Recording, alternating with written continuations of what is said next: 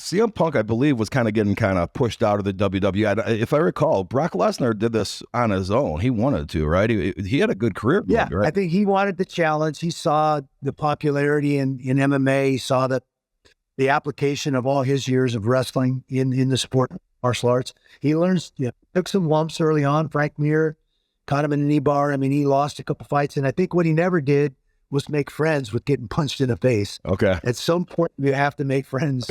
I don't care how fast or good you are, you're going to get hit. Yeah. And if you don't make friends with that, a lot of people have never been punched in the face. It's a unique experience. You don't like it. And you could see it, against Velasquez, against Overeem.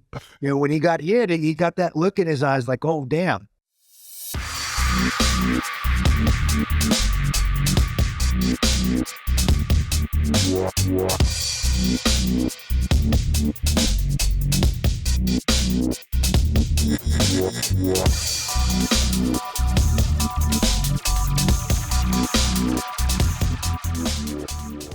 All right, pause. We're doing something a little bit different today. For episode 20, I have decided to turn this into a 3-part series. Randy Couture, Randy the Natural Couture, UFC and MMA legend. Gosh, I thought I was going to get about 20 or 30 minutes with him, guys. I got over an hour and a half, and it's filled with gems. Not only is this dude a straight-up badass, he's an intelligent, astute businessman that gives us some insight on the business of MMA, the business of being an entrepreneur, and he's got some pretty wild stories. So I decided to make this a 3-part series. Over the next few weeks, we'll probably put an episode in between each of them. You'll see part 2 and part 3.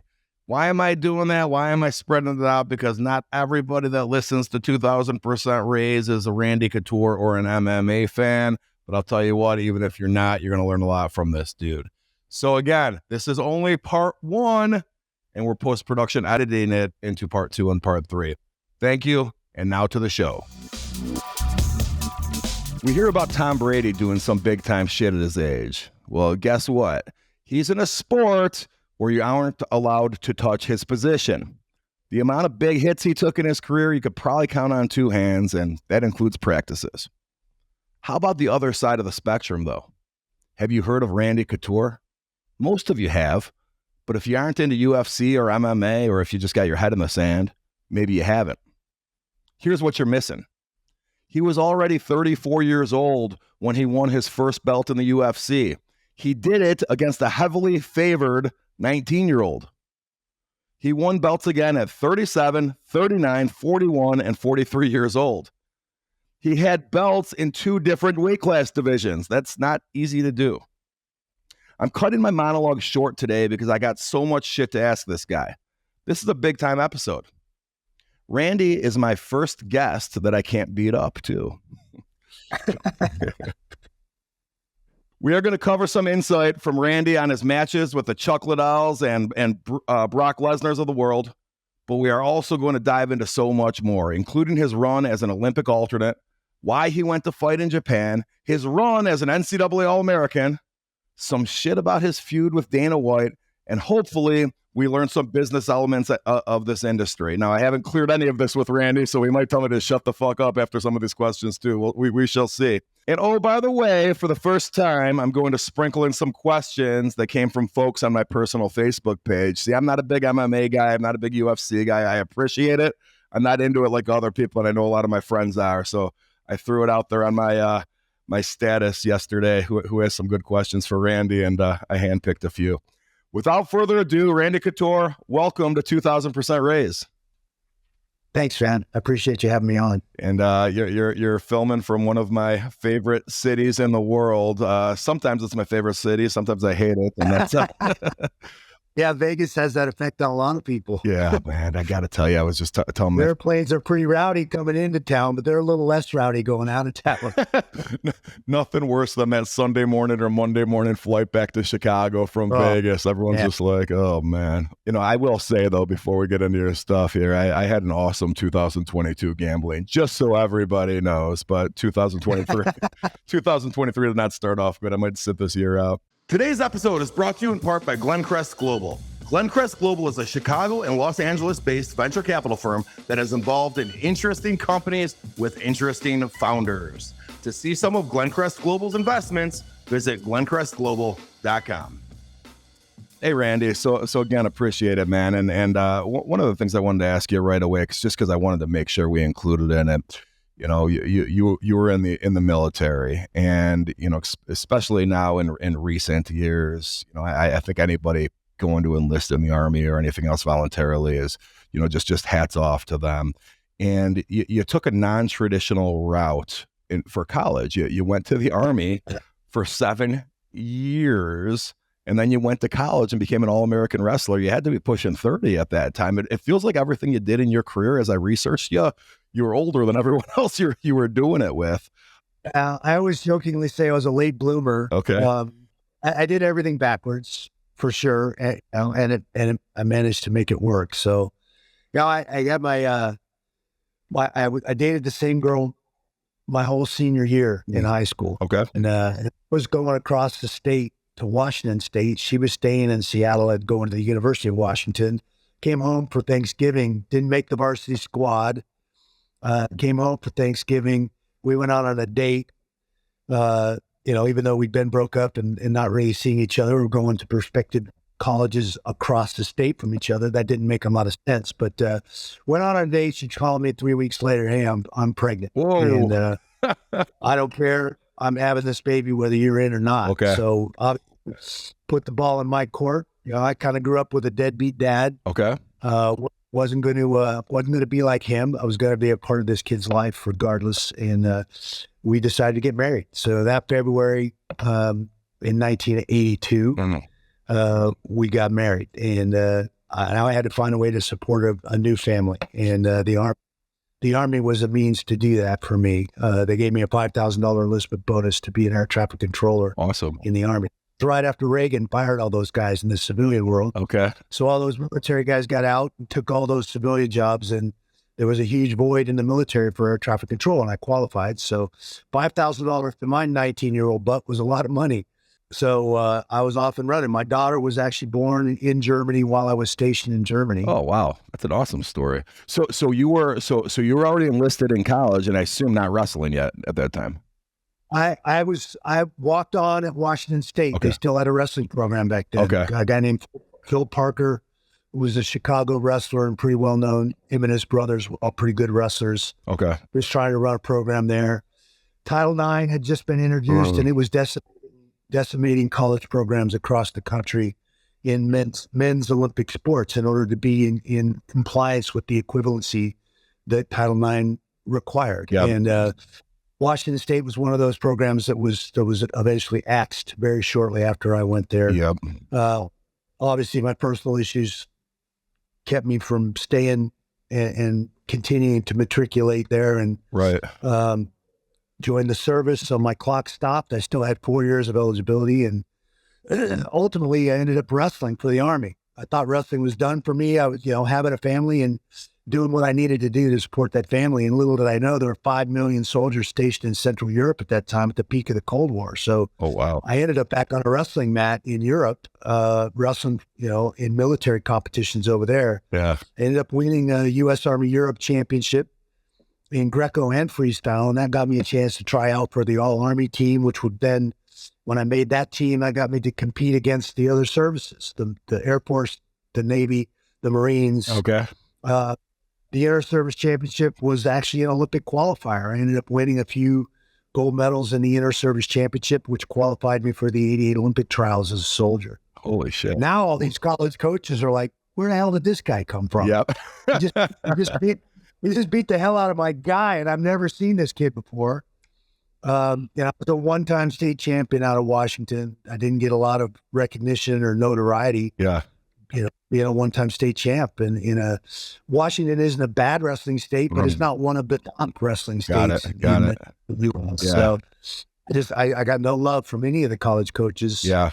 Hence walking on at Washington State and trying to get the team there. But that's awesome. Dude, everything works out. You just never know. You have to have a little faith and follow your passion with everything that you have, and you end up in the right places, the right doors open, and things worked out. It was all backwards, but it worked. Incredible, man. And I like to give our audience little gems there. You had mentioned the early stages of Title IX, and the sport I played, college football, really skewed Title IX. The idea behind Title IX in this context, at least, is that equal number of men and equal number of women on scholarships or athletes. And there's no woman equivalent sport like there is for football. So the men on a football team screws up the numbers for the Absolutely. the roster. They're allowed 90 guys on the roster in a college football program. That means there's 90 spots with scholarships and what have you that they have to account for to be in compliance with the equivalency of scholarship money that's being put out for men and women. Yeah. Now, the hard thing to do is for those athletic directors to go out and raise money and create women's programs, which is what Title is supposed to do. Yeah. The easy thing to do is just to cut those non-revenue sports like gymnastics, swimming, volleyball, wrestling that don't make the university a lot of money to be in compliance with those gender equity issues. So that's what most people did, is cut programs instead of add programs. And I'm going to tell you what, man, you got a few years on me, but I'm going to tell you what, you explaining it in that context shows your maturity and your experience, because by the time I got to college, we weren't talking about not raising money for the women. It was all about cutting. Dude, I was state champion shot putter. I wanted to throw a shot put in college. We didn't have a freaking track team. Why? Title IX. We had to cut it. It wasn't like, oh, they couldn't find a women's sport. It was like, no, it doesn't exist, and it's been that way. You know what I mean? Yeah. So anyway, I think that's the easy way out is to get the scissors out and start cutting off programs instead of doing the hard thing, which is raise equity, raise money, and create opportunities for women. Now, I'm all about women's athletics. I mean, we're seeing the benefit of Title IX on an international stage across the board. Women are very successful in their athletic endeavors, and unfortunately, we're seeing the detriment to all the men's sports and in all those other sports, especially like wrestling. I think we lost over 90 programs in the U.S. Collegiate wrestling. Now, collegiate wrestling is our style of wrestling. We're the only ones in the world that do that. Like sumo is to Japan, college wrestling is to us. Okay, so when you go from college to the Olympic level, it's different rules, different set of circumstances, you're saying? Exactly. Okay. Yeah, there's two Olympic styles, freestyle and Greco. Greco is the classic style that was in the ancient games. That's where all the holds take place from the waist up. It's a much more upright posture. Grab each other like judo almost, but without a gi. Try to throw each other to the mat to score points.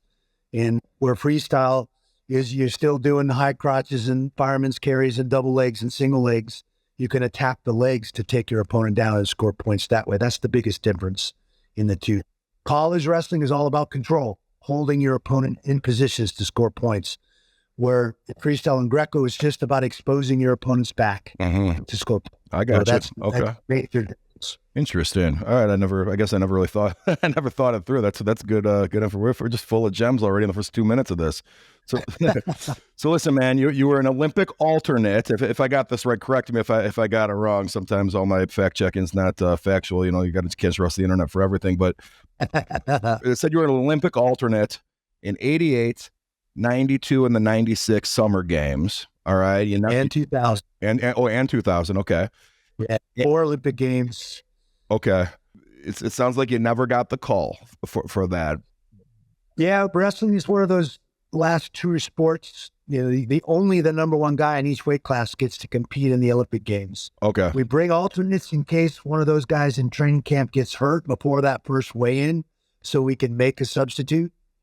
But once that first weigh-in occurs, there are no substitutions. You can't throw somebody in the tournament after it's already started. It doesn't work that way. So unless somebody, unfortunately got injured leading up to the games, there's no way an alternate's going to make the team. I was an alternate 4 times, but in my mind, everything worked out the way it's supposed to work. It's a volatile sport, fighting. Eventually, in 97, I started fighting. I was still on the national team and competing up to 2000. I was juggling both of those balls from 97 to 2000. And Greco was a great style for transitioning to MMA because of the upright posture, because of the clinch and infighting in the cage. So turns out I was in the right place the whole time for where I eventually ended up. But obviously my goal was to make that Olympic team and win my medal. I believe if I'd have won that medal and made, especially the 92 and the 96 teams. I was the number one guy in my weight class. Everybody expected me to make those teams and go on and compete in those games. I managed in that final match to lose. Oh, really? And then they just do a tournament style. Whoever beat you, that's the guy that goes. That's what happened. Yeah, well, it's set up as a bracket, a tournament. There's a mini tournament, and the winner of the mini tournament goes on to face the number one guy at that time. Gotcha. I lost, in the final match. It just put me in a situation where I had to win that match to make the team. Gotcha. And managed both those years to lose those matches against guys I'd beat before. So, oh, really? Yeah. Well, I'm going to ask you a couple of things when we get into the UFC stuff about guys you've beaten and then lost to too. And it's just such a fun for us people on the outside, man. It's just such a funny sport. You guys are beating the shit out of each other out there, and it's like I don't know if I got my colleague Brian here in the you know what I mean. He's a big dude. He's my size, but I know I could kick him at his ass. And if we fought again a month from now, I know I would still win. And it's like you guys are swapping back and forth. I mean, how does this happen? I'm not sure. So we'll get to that. But in this timeline though, Randy. 1997, you already mentioned it, and it's kind of a funny segue, right? You're an alternate for the Olympics. You don't get your name called. And then if I research this properly, you were an alternate for UFC 13 and do get your name called with rather short notice, but good thing you didn't stop training. You weren't home eating Doritos. No, I was on my way to Puerto Rico to wrestle in Greco for the Pan Am Games. Oh. Actually, the Pan Am Championship. There's a difference there. Okay. In the pre-Olympic year, they call it the Pan Am Games, and all the sports compete. All the Olympic sports compete in the Western Hemispheric Championship. That's the Pan Am Games. And every other year, it's called the Pan Am Championships, and it's just wrestling. Now, the other sports may compete in a Pan Am Championship as well, but those games are how we qualify our Olympic team for our hemisphere, where the other years, and that particular year, I was going to the Pan Am Championship in Puerto Rico. So I was in great shape. I was in wrestling shape. 3 weeks out from leaving for this trip, and I get a call, hey, we got a spot in the heavyweight tournament. You're on our alternate list. Do you want to fight? We can't fill it on short notice. And I'm like, hell yeah, I want to fight. Awesome. So I had to get it past, the head coach, because I was the assistant coach at Oregon State. And he said, well, I don't like it. Yeah. But the athletic director approves it and says you can do it, then you can do it. Well, and UFC hadn't taken off yet either, right? It was kind of popular, but it wasn't like a... It was popular, and it was on the cusp of being banned everywhere. Right. Senator McCain speaking out against it. Did you have rounds back then? You didn't have rounds yet, did you? We did not have rounds. Yeah, no. It was like blood sport. It was like freaking Van Damme and blood sport. It was 15 minutes straight round, then 2 3-minute overtimes if they couldn't determine a winner. So it was 21 minutes. Yeah. 15 of those were straight. That's how it was back then. That was before they started implementing rules and rounds and all that other stuff. And you would do more than one fight a day, right? UFC 13 was the cusp of running towards that regulation and towards those rules. Got it. And moving away from the tournament format. Oh. They did a couple more tournament format style championships after that. But then they kind of went to a more traditional prize fighting model, and they ran towards regulation. So yeah, I fought twice that night. UFC 13, I fought Tony Hollema in the first fight, big 300-pound Finnish guy, and then I fought Stephen Graham in the final. Okay. To win the heavyweight tournament. So yeah, it was a rough and tumble event. That's all. I think there were more fights in the stands than there were in the cage that night. Oh, it was absolutely the tractor pull crowd at that point. It was a little bit different animal. Bro, you look at people, like young people, like watching this stuff now, and they have no idea how this was just 25 years ago. You'd think it was like the 14th century, the shit you guys were doing. You know what I mean? I mean, it was literally the sport of MMA was banned in states. They'd have to go to certain states to have these fights. I mean, it was insane. Yeah, we were banned in a lot of states. Yep. That's why we ended up on a lot of the Indian reservations, fighting in the Indian casinos, because the Indians have their own regulation and they would control the sport. A lot of the southern states, a lot of those early shows were in the southern states for the same reason. I mean, some of those states, they still allowed, cockfighting, literally, chicken fighting. So having us fight in a cage wasn't really an issue for them. Special shout out to OSDB, Online Sports Database. Founders Ryan Rahman, Nate Raven, and Aaron Rodgers have developed the IMDb of sports. It should be considered your go-to spot for a thorough look at your favorite pro athletes. Everything from contract details to stats to business ventures and even charities they're involved in. Visit osdbsports.com. All right. Well, this is going to transition us to a follow-up business question, okay? And, you know, man, Okay. so I'm looking through, I'm watching some YouTube videos last night. The first fight that catches my eye is you and Brock Lesnar. Now, I'm watching this damn thing, all right? Brock Lesnar, the little I do know about MMA, I know that Brock Lesnar left the WWE to come to the UFC. Now, right there off the bat, to me, you got a couple screws loose if you have this, posh job in the WWE to come over to the UFC. We could talk more about that decision too after this, but, you know, he's 15 years younger than you. He had to be at least 50 pounds bigger than you, man. You had already, I think, came back like Jordan twice out of retirement. I mean, how much money are they freaking giving you to go fight a guy 15 years younger than you that's 50 pounds heavier? Now, I will say, though, as I watched that fight, if he didn't connect that one on the side of your eye, it seemed like you were kind of kicking his ass before that. Well, I think I was on my way to winning that fight for sure. I think I'd had a plan to try and make him wrestle me and use my Greco background.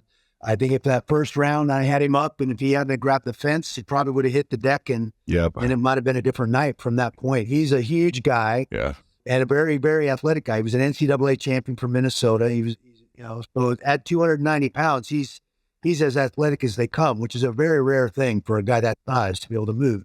He has a great wrestling background, so I knew anytime I faced another wrestler, it was going to negate some of the advantage I felt like I had against the other martial artists. So I knew it was going to be a challenge, and his size was something I had to find big partners that could simulate him as much as possible. That was a big challenge, because not a lot of guys his size can move. I could find big bodies, but they weren't nearly as athletic as he was, or is, I should say. You know, he was a legitimate athlete. He wasn't just a WWE. I mean, we saw what CM Punk and what happened with him trying to make that same transition. Got his ass kicked, but right?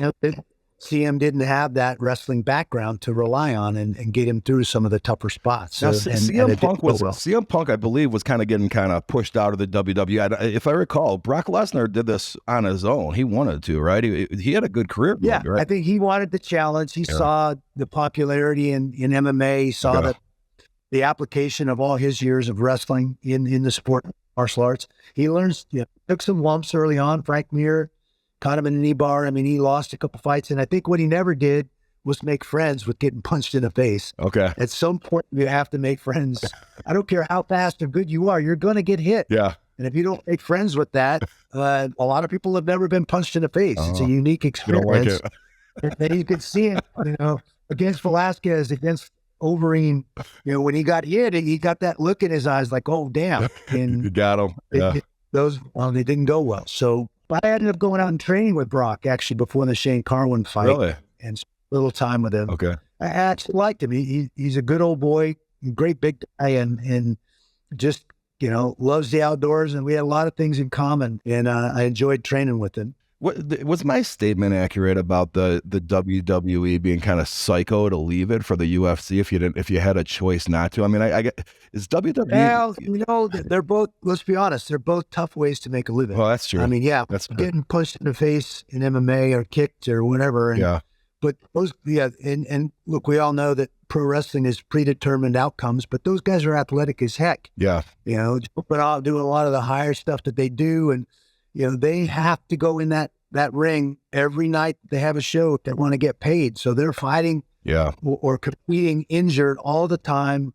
It's a very physical thing, what they're doing. So, yes, it's not a real fight per se, but it's still a very physical activity.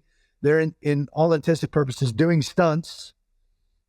There's a very small margin of error where you don't get hurt, especially with guys that size jumping off ropes and landing on each other, getting thrown out of those rings, all that stuff. They get the hell beat out of them. That's how a lot of those guys get strung out on painkillers and some of the other stuff that's going on. And they have to keep traveling and going to the next show or they don't get paid. Yeah. And you heard it here, everybody. We have an MMA UFC legend here actually giving props to people that are in pro wrestling. You might have anticipated the opposite sort of response, but This guy's trained with Brock Lesnar, fought against Brock Lesnar. He mentioned CM Punk as well, and he's just given props to that entire industry. Kurt Angle and I went to college at the same time. He was at Clarion wrestling heavyweight when I was at Oklahoma State wrestling 190. We're on the All-Star team together. We were on the, he was on the freestyle team. I was on the Greco team for the national team. I got to know Kurt very, very well. And he went on after his Olympic gold medal in 96 to chase pro wrestling. There was no financial outlet for NCAA collegiate wrestlers. There's no professional sport that's equivalent to that except for wrestling. So now we have MMA. Right. Now you see tons and tons of collegiate wrestlers and Olympic wrestlers get done with their wrestling career and they transition into MMA, and it's a professional outlet for them. That's what it was for me. Yeah, I love that. You got to be a badass though too. I don't subscribe to the theory that every wrestler, maybe in college when you play Division I, you better be a badass. But on the way there, I don't know. I feel like there's a lot of, you're only fighting guys your own size. You're on a padded mat. It takes that element of a little bit of craziness to be able, like you said, make friends with getting punched in the face and getting strangled and all that shit too, right? Yeah, they're very, very similar mindsets, training environments, attitudes in wrestling and in fighting. I mean, that's why my transition went as smoothly as it did, because they're very similar endeavors. Rules of engagement are obviously different. Right. Nobody ever punched or kicked me in a wrestling match, but there was certainly a lot of contact. It's very physical. It's very technical. One of the few things you can control is your attitude and your conditioning going into any match or any fight. So there's a lot of similarities. Okay. I like it. Thanks for sharing all that. And before we get off the pro wrestling conversation there, I had snubbed my daughter. She had put in one of the questions that I go, I'm not asking him. That's a dumb question, Anastasia. But now I'll ask it, even though I know the answer. She wanted to know if you ever fought The Rock. She's a little confused. So. Oh, yeah. The Rock only did pro wrestling. He never made any transitions to MMA. Well, I explained that to her that it was a dumb question. Now she's going to hear this and see us talking about pro wrestling the whole time. So I had to throw it in. One of the things, and you could just answer this briefly if you want, but it seemed odd to me when I looked at your timeline where you were at in your career. You would win UFC 13, and then you go on, you're becoming a star, and then boom, you'll leave the next big thing in America, which is UFC at the time, to go fight in Japan. Was this a business decision, or why did you do it? I had a contract dispute with the old owners. Okay. My very first show was UFC 13. They asked me to come back and fight in a super fight against Vitor Belfort. The winner of that fight was going to get a shot at the title. So literally, I fought twice in UFC 13. My third fight was against Vitor Belfort, who was the phenom at 19, literally tearing everybody up. I was 34 years old. Nobody expected me to beat his young butt. And I beat him. And that put me in a title fight against Maurice Smith in Japan. So I ended up winning. So my fourth fight in the UFC, I'm the world champion. I'm like, what the hell just happened? Yeah. It was crazy. I mean, just like that. In a matter of less than 6 months, I'm wearing the belt, and negotiated a new 3-fight deal with the old owners for certain, tiered to go up as I continued to succeed. And at that same time, Senator McCain was speaking out against the sport, trying to get it banned. They ended up getting it thrown off the pay-per-view channels. Now the only place you could find the sport was online streaming, and that not everybody had that capability back then. So they were doing their best to ruin the sport, to shut the sport down. I had spent 3 weeks negotiating this contract with my manager at the time. And then it came time for me to fight Mark Coleman and defend the title. They said, okay, well, we want you to fight Mark Coleman and defend your title, but we can only pay you this amount, which was less than a quarter of what they were contracted to pay.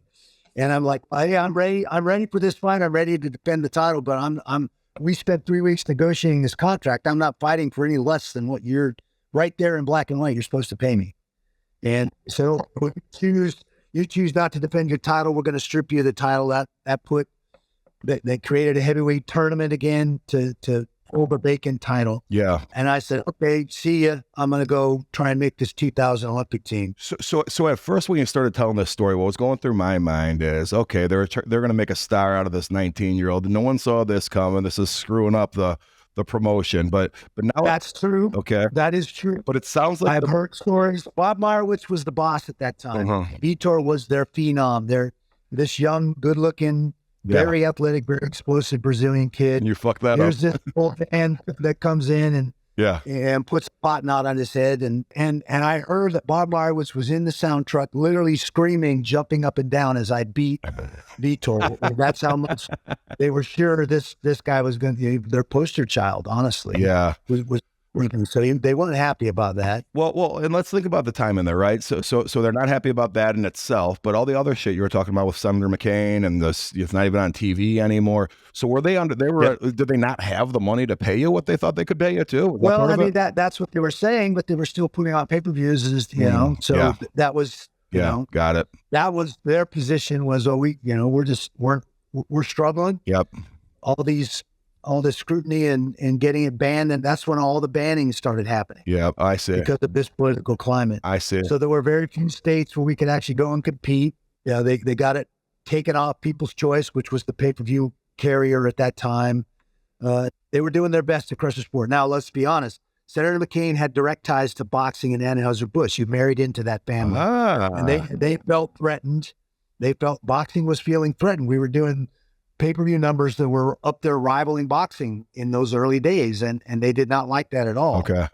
So, this was where the political backlash, always follow the money, right? Yeah. That's what it Yeah, because around that time there was no stars in boxing. Tyson was done at that point, I think, right? It was kind of... Yeah, you're correct.